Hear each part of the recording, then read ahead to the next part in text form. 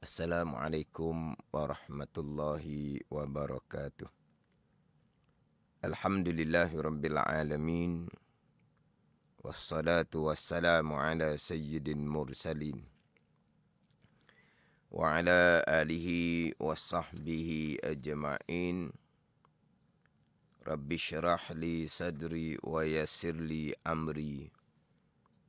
Wahlul 'uqdatam min lisani yafqahu qawli.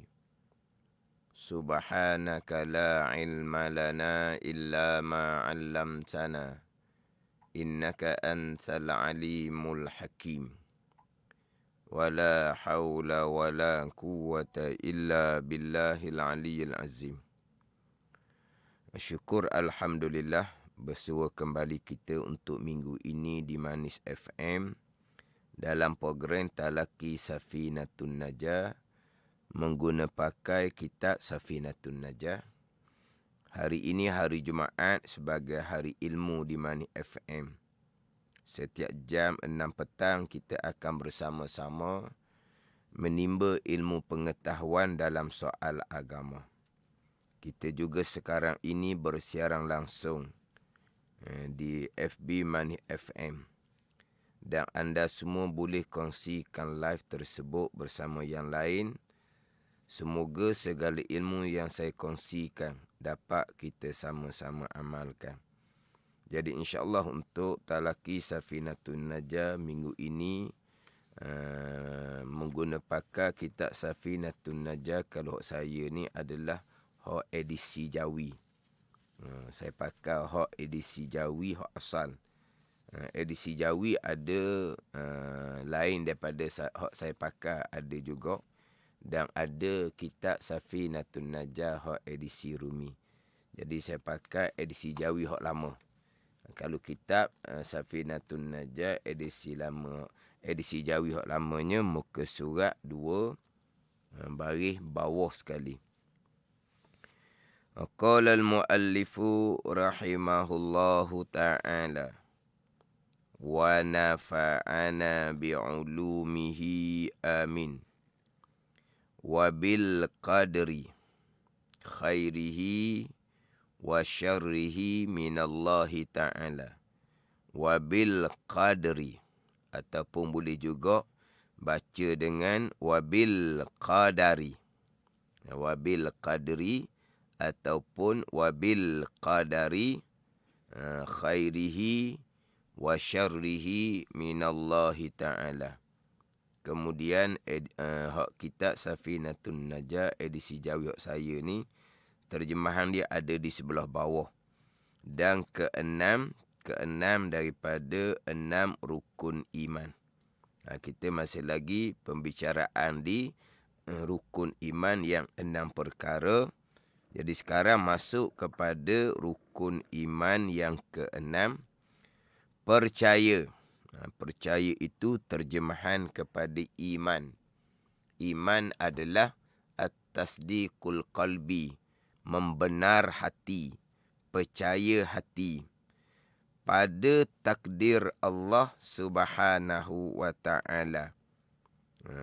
Qadar diterjemah dengan takdir. Wabil qadri diterjemah dengan pada takdir Allah. Dia qadar, satu lagi takdir. Satu makna sahaja antara qadar dengan takdir. Qadar, qaf, dal, ra. Takdir, ta, qaf, da, ya, ra. Satu makna. Qadar, takdir. Kadang-kadang kita sebut dengan qadar, takdir. Jadi hak Arabnya wabil qadri, terjemahannya takdir. Itu satu makna saja. Qadar, takdir. Baiknya baik qadar takdir. Dan jahatnya jahat qadar takdir. Daripada Allah Subhanahu wa ta'ala. Daripada Allah Subhanahu wa ta'ala. Jadi insya-Allah lah di pembicaraan rukun iman yang keenam ni mungkin banyak slot lah untuk pembicaraan rukun iman yang keenam. Hak rukun iman kita yang kelima dahulu. Satu rukun iman yang kelima, tetapi banyak perkara-perkara yang wajib kita imani. Berkaitan dengan barzah, berkaitan dengan tiup sangkakala yang pertama, tiup sangkakala yang kedua, dibangkitkan kembali, dihimpung di mahsyar. Kemudian ada syafaatul uzma, ada hisab, ada terima catatan amalan, ada mizan, haud, titiang sirat, syurga dan neraka. Jadi di rukun iman yang kelima, satu rukun iman, tetapi banyak perkara yang kita wajib imani pada rukun iman yang kelima. Rukun iman yang keenam, satu rukun juga. Kita wajib imani dua pegangan. Jadi di rukun iman keenam, satu rukun, kita wajib imani dua pegangan. Sebab di rukun iman keluar dua pegangan. Kalau kira rukun iman yang kelima, lagi banyak yang wajib kita imani. Rukun iman yang keenam, dua pegangan yang kita wajib imani.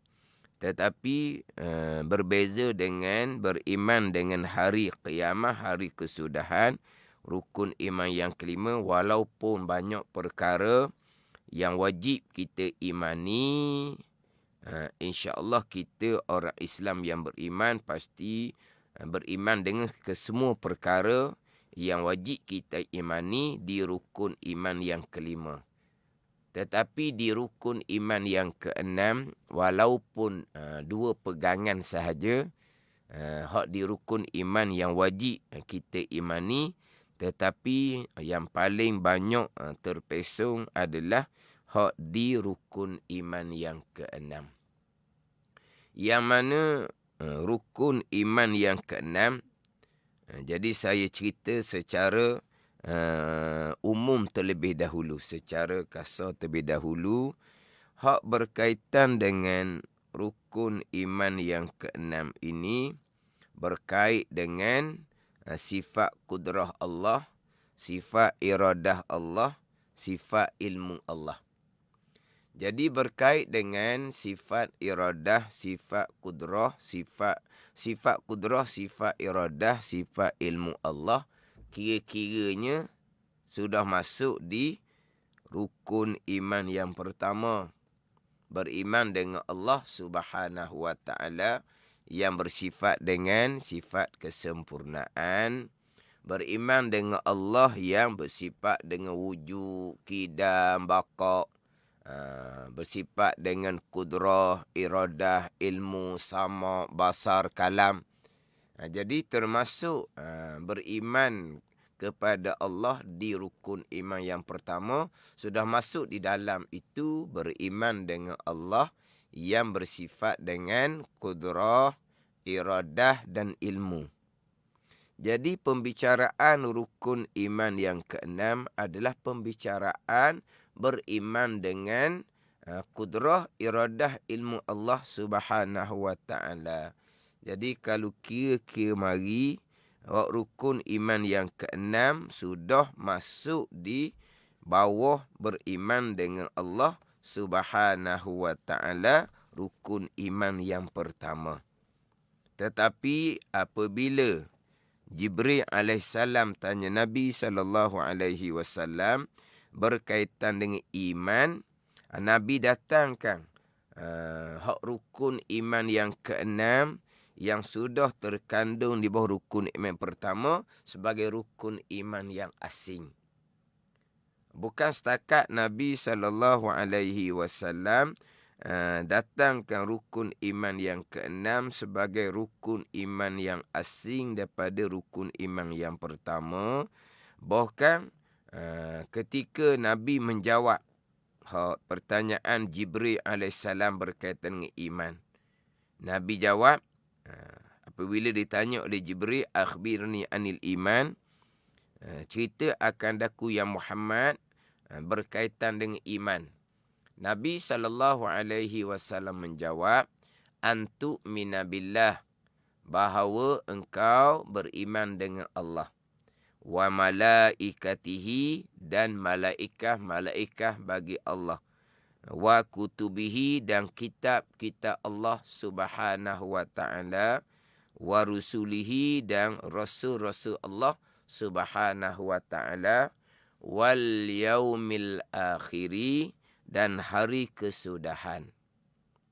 Nabi asingkan yang keenam, bukan Nabi ulang, wa tu'mina bil qadari khairihi wa syarrih.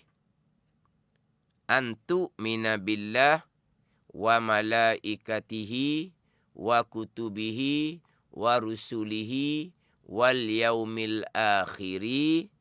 Nabi tidak sambung dengan wal qadari khairihi wa syarrihi.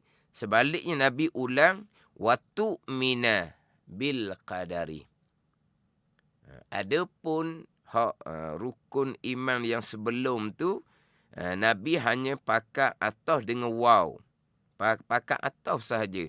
Adapun balaghahnya Nabi SAW pada hadis Jibril, Nabi ulang akad amil dan muta'allaq dia kerana penting, penekanan.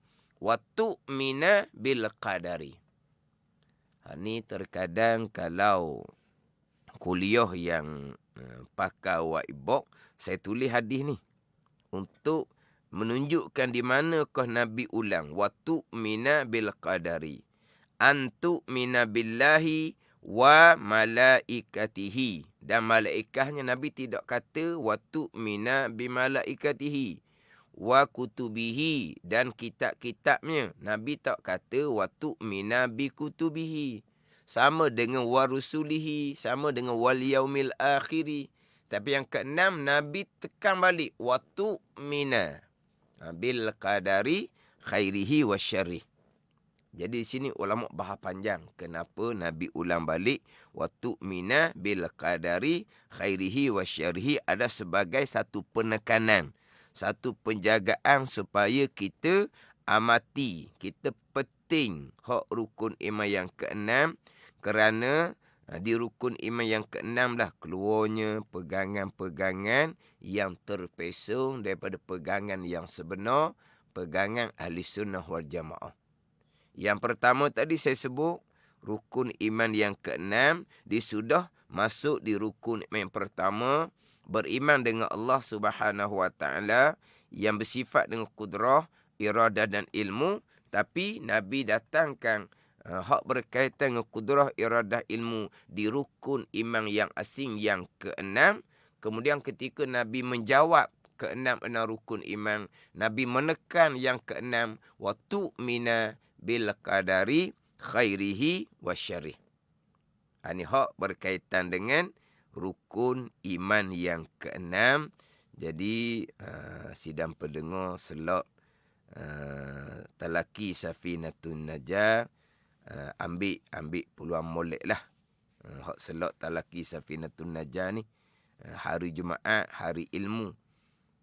Jadi dalam selok talaki Safinatun Najah ni, dia ada pula live FB, mana sidang pendengar boleh ambil daripada live FB, share lah sebagai simpanan sendiri untuk diulangi. Sebab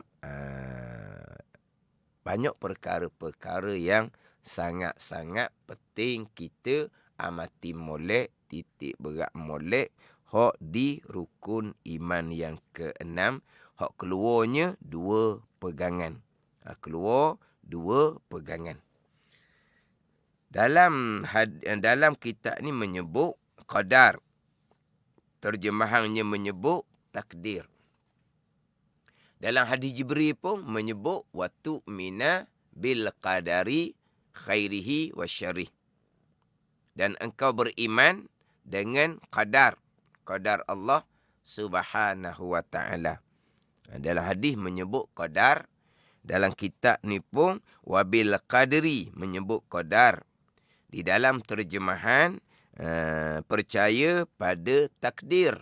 Jadi qadar, takdir sama sajalah. Kemudian sidang pendengar pasti sentiasa dengar satu laginya adalah qada. hak rukun yang keenam bukan hanya qadar. Satu laginya qada. Qada yaqdi qadaan. Satu lagi qada. Qaf, dad, alif, hamzah. Qadar, qaf, dal, ra. Qadar. Kalau ejaan Rumi, qada, Q-A, D-A, lepas tu dia cotek atas tu. Kalau qadar, Q-A, D-A-R. Jadi, qada dan qadar. Sebaliknya, dalam kitab hanya menyebut qadar. Terjemahan menyebut takdir. Dalam hadis menyebut qadar. Jadi, qadanya letak di mana? Jadi, hak ni hak bagi peringkat permulaan ni. Dan kita terkadang dalam hadis Nabi menyebut qada. Tidak menyebut qadar. Dalam kitab sendiri pun terkadang menyebut qada. Tidak menyebut qadar. Ada kitab yang menyebut kedua-dua. Menyebut kedua-dua ni pula ada yang menyebut qada dan qadar. Ada yang menyebut qadar dan qada. Dalam kitab kita ni menyebut qadar sahaja tanpa sebut qada. Ada kitab menyebut qada tanpa sebut qadar. Ada kitab menyebut kedua-dua. Dimulai dengan qada dan qadar. Ada dimulai dengan qadar dan qada. Kenapa seumpama tu? Apakah perbezaan dia? Ni kata, insya-Allah selok talaki Safinatun Najah, pembicaraan hak rukun iman yang keenam, yang keluar dua pegangan tadi ni akan perinci satu-satu. Biar kita faham molek antara qadar, qada, qada dan qadar ataupun qadar dan qada. Dia qadar dan qada ni, qada dan qadar ni dari segi bahasa Arab, qada satu, qadar satu. Qada makna dia sendiri, qadar makna dia sendiri. Tetapi kaedah bahasa Arab, apabila didatangkan qada tanpa qadar, dalam kitab kita ni qadar tanpa qada, kedua-dua makna bagi qada dan qadar akan bersekali. Sekarang qada satu makna lain, qadar satu makna lain. Perkataan lain-lain dan makna lain-lain, dua pegangan yang lain-lain. Dua pegangan yang lain-lain. Antara dua pegangan ni ada yang terpesong. Terpesong ni ayat kitab lah. Terpesong ni salah, sesak lah. Dalam bab rukun iman keenam. Kita bicara bab iman ni. Terdahulu ketika membicarakan hak rukun iman yang kelima, berkaitan dengan barzah apa semua. Sebelum bicara barzah, bicara berkaitan dengan khatimah, kesudahan kehidupan seseorang. Yang kita maklum ada dua kesudahan. Satu, husnul khatimah, kesudahan yang elok. Satunya, su'ul khatimah, kesudahan yang buruk. Jadi bicara bab husnul khatimah adalah pergi kepada iman. Persoalan barzah pun sama, pergi kepada persoalan iman. Perkiraan di mahsyar nanti, perkiraan adalah iman. Syarat untuk dapat syafaat Nabi SAW adalah iman. Syarat syurga Allah Subhanahu Wa Taala adalah iman.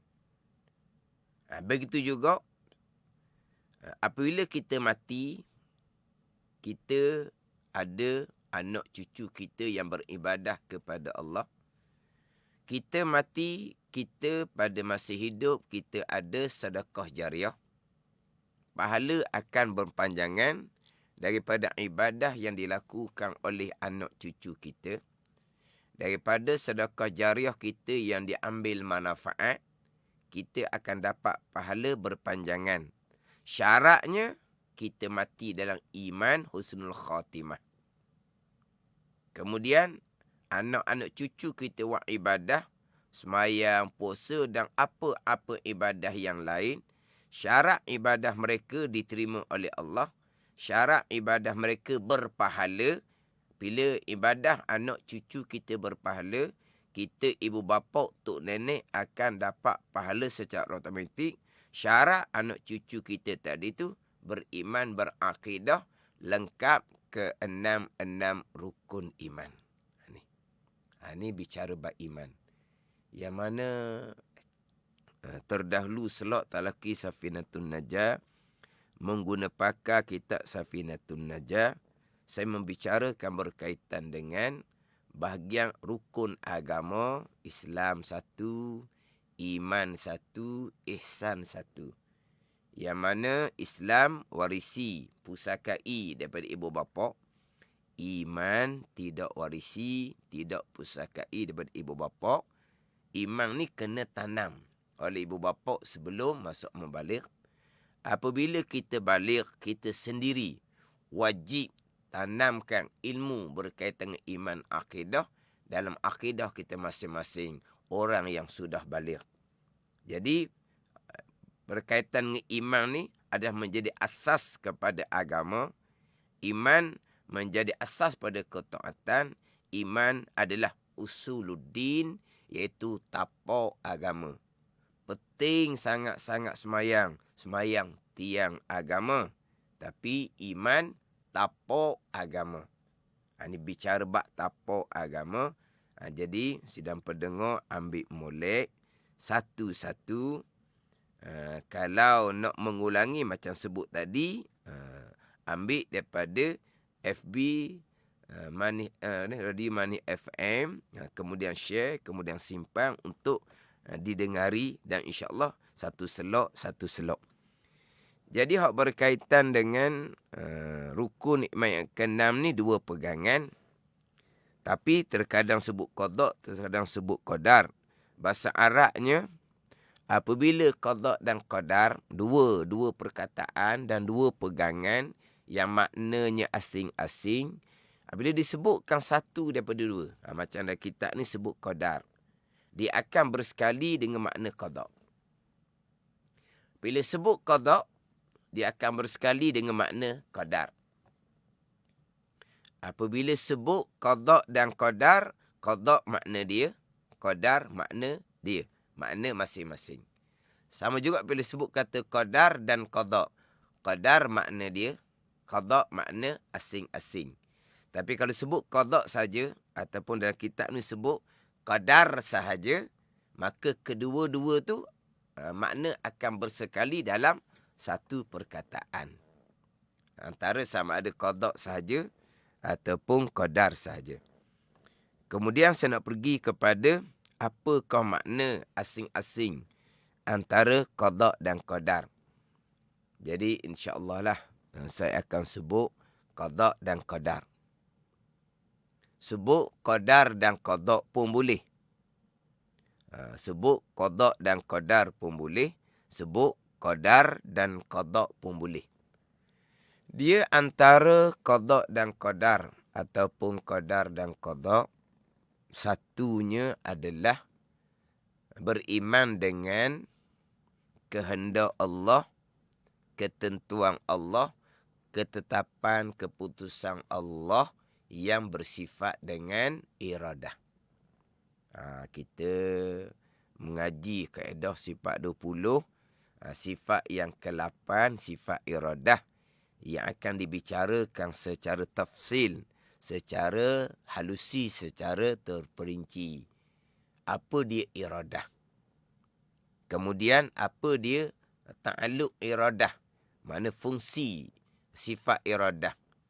Allah yang bersifat dengan iradah menghendaki, menentukan, menetapkan, memutuskan segala-gala perkara. Itu ta'alluq bagi iradah. Kemudian satu laginya adalah perbuatan Allah Subhanahu wa taala yang bersifat dengan kudrah. Jadi sifat yang ketujuh, sifat kudrah. Allah yang bersifat dengan sifat kudrah, yang melakukan, yang menjadikan, yang perbuat segala-gala perkara yang dikehendaki, yang ditentukan oleh Allah, yang bersifat dengan iradah. Itu dua pegangan. Satunya kehendak, ketentuan, ketetapan, keputusan Allah yang bersifat dengan iradah pada azali, pada sedia kala. Satunya sampai masa sebagaimana kehendak ketentuan Allah pada azal, Allah melakukan, Allah menjadikan. Itu pergi kepada kudrah Allah Subhanahu wa ta'ala. Yang pertama, iradah, kehendak ketentuan Allah pada azal. Yang kedua, perbuatan Allah yang bersifat dengan kudrah. Ini dua pegangan. Satunya, kehendak ketentuan Allah yang bersifat dengan iradah. Satunya, perbuatan Allah Subhanahu wa ta'ala yang bersifat dengan kudrah. Kemudian hak kehendak ketentuan Allah tu biasanya kalau tengok pada buku-buku baru disebut ketentuan azali. Ketentuan azali dengan makna azali tu qadim lah. Azali qadim satu makna, azali qadim dengan makna tidak ada permulaan, dengan bahawa Allah Subhanahu wa ta'ala yang bersifat dengan iradah telah menentukan, telah menetap, telah memutuskan segala-gala perkara. Bila Allah menentukan, Allah menetapkan, Allah memutuskan pada sedia kala. Tidak ada permulaan. Pada sedia kala. Jadi ringkasnya, ketentuan azali. Satu. Sampai masa sebagaimana yang ketentuan azalinya, berlakulah perkara tersebut. Dalam setengah-setengah buku baru ni, disebut sebagai pelaksanaan ketentuan. Disebut seumpama tu. Mungkin sidang pendengar hak muda-muda ni mungkin lebih faham seumpama tu. Satunya ketentuan azali, satunya pelaksanaan ketentuan. Apa makna pelaksanaan ketentuan? Sampai masa sebagaimana yang ditentukan pada azal, berlaku segala perkara pelaksanaan dia. Kesemuanya adalah pelaksanaan tadi datang daripada perbuatan Allah Subhanahu wa ta'ala yang bersifat dengan kudrah. Itu dua. Ketentuan azali, iradah, pelaksanaan ketentuan perbuatan Allah Subhanahu wa ta'ala, iaitu pergi kepada sifat kudrah Allah Subhanahu wa ta'ala. Kemudian kita pergi pula, ni satu peringkat ni. Secara perlahan-perlahan ni, secara secara slow-slow ni, secara perlahan-perlahan. Tak ada lah kata nak cepat-cepat. Sebab itulah kemungkinan untuk rukun iman yang ke-6, selok talaki Safinatun Najah ni, mungkin banyak selok jugalah. Jadi kemungkinan selok akan datang saya akan sebut. Minggu ini selok yang kedua. Kemudian minggu ini selok yang ketiga. Mungkin saya sebut selok yang keberapa. Hak kemudian ni. Hak minggu ini selok yang pertama. Jadi insya-Allah selok akan datang akan sebut selok yang kedua, selok yang ketiga dan seterusnya. Jadi mudah sedikitlah kalau untuk mengikuti mana dengar selok yang kedua dah. Contohnya insya-Allah dia selok akan datang. Jadi kena cari selok yang pertama.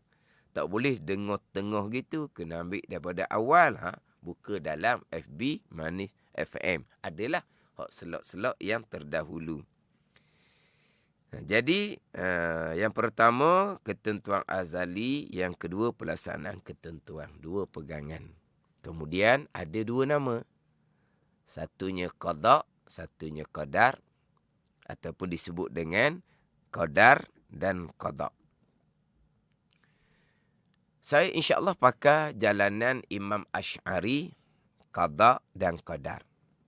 Jalanan Imam Maturidi, qadar dan qada.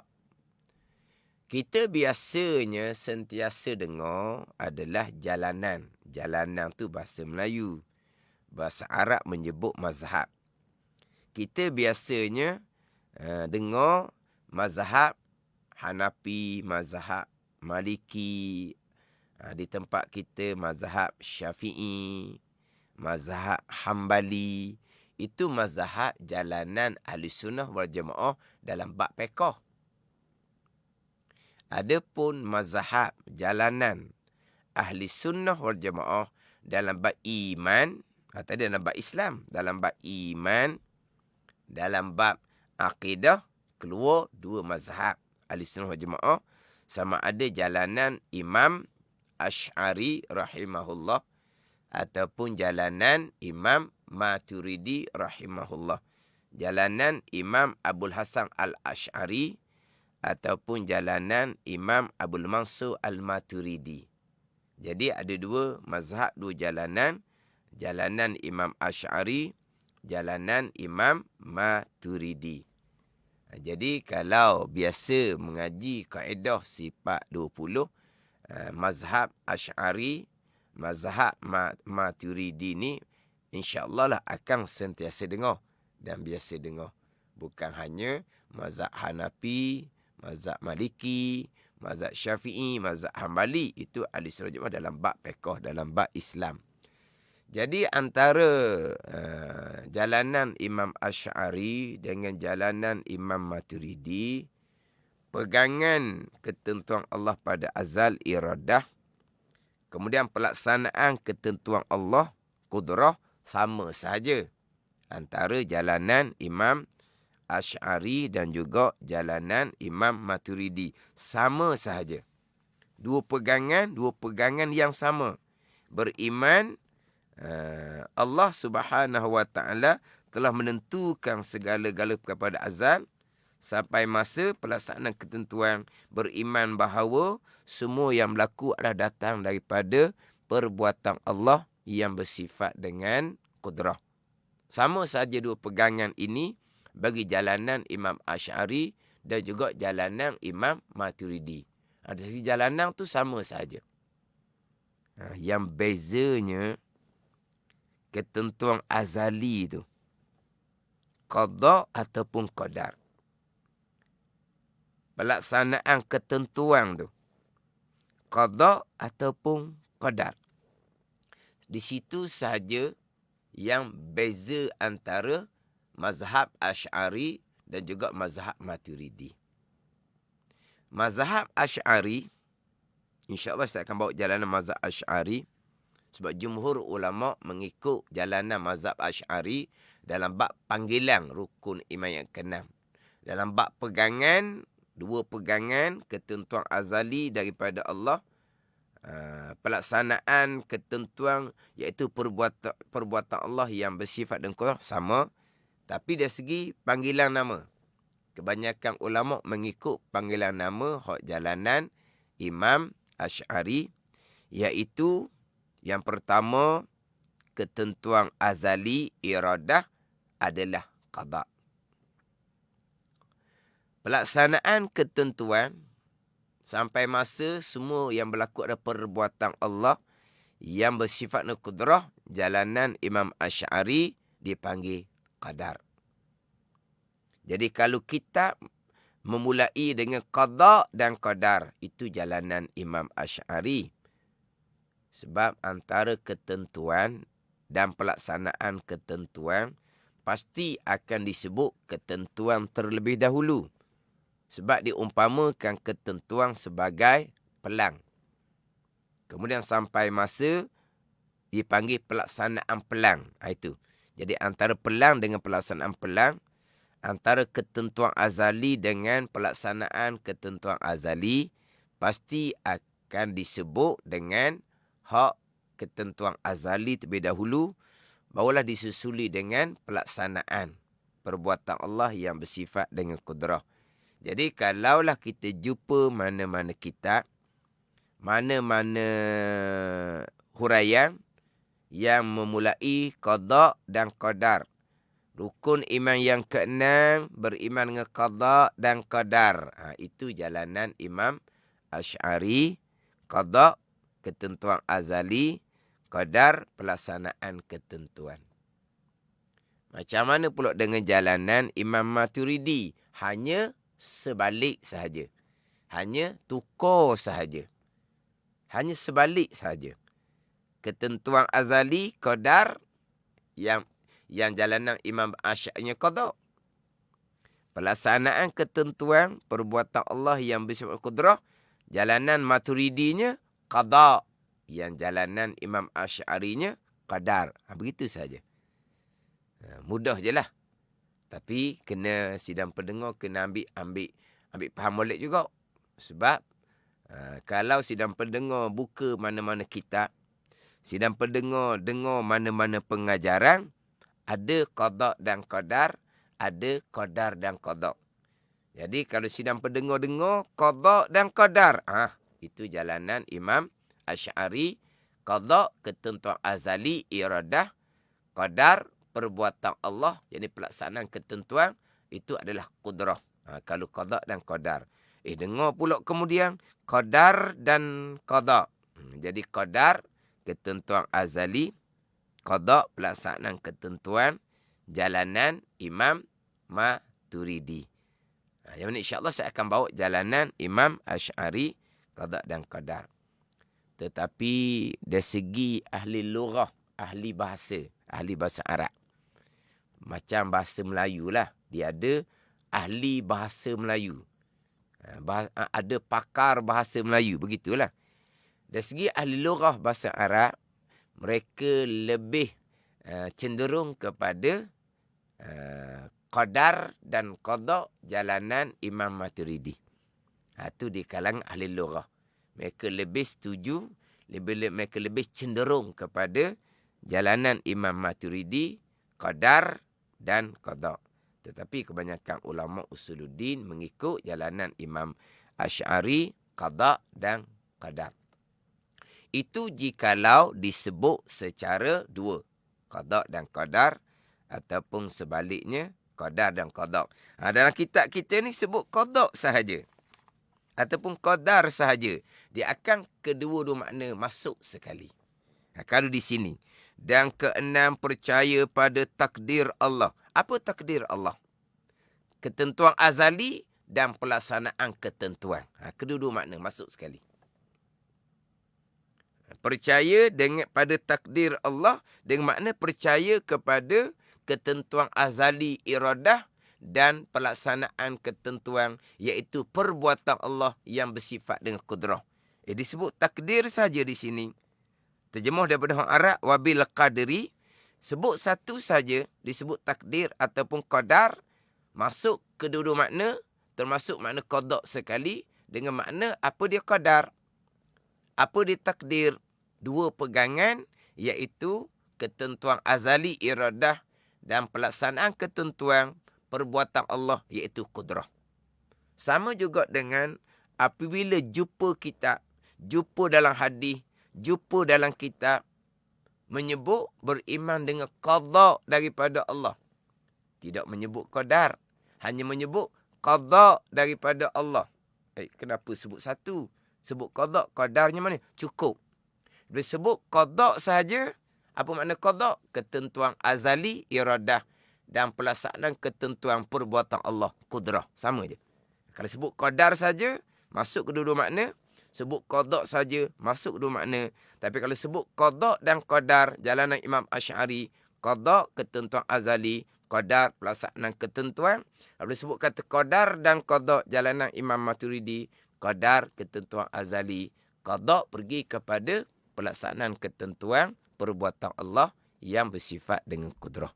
Ini untuk selok yang pertama, selok talaki Safinatun Najah, pada membicarakan rukun iman yang keenam. Jadi insya-Allah untuk selok-selok akan datang akan memperinci lagi bagi tiap-tiap satu daripada dua pegangan, iaitu qada ketentuan azali dan qadar pelaksanaan ketentuan, dan pergi pula kepada macam mana pegangan-pegangan yang terpesong, pergi pula kepada qada dan qadar, perkara yang baik, iman dan taat, qada dan qadar, perkara yang jahat, kufur dan maksiat, qada dan qadar.